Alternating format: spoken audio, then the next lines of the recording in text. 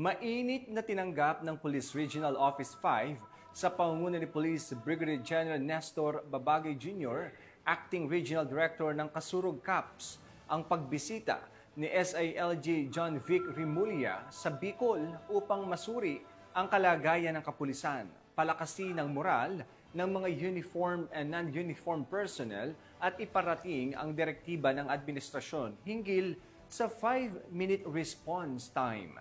Nakibalita dyan si Patrolwoman Geraldine Luterte. Nang bumisita sa lalawigan ng Albay si Secretary of the Interior and Local Government and NDRRMC Vice Chairperson of the Disaster Preparedness Committee, Honorable Juanito Victor John Vic Rimulya kahapon, Hulyo 31 taong kasalukuyan.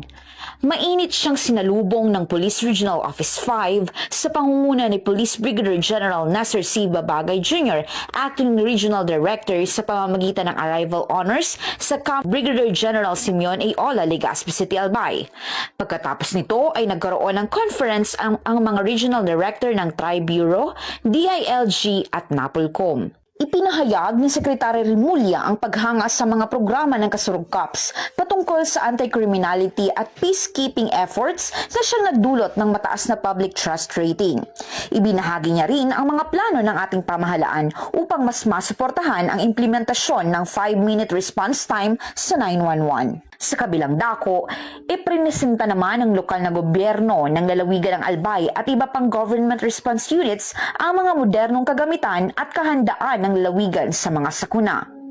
Kaugnay nito, pinuri ni Secretary Rimulya ang Albay pagdating sa paghahanda at pagtugon sa mga natural na kalamidad na kadalasang nangyayari sa nabanggit na probinsya. As much as I want to teach and help, I came here to learn.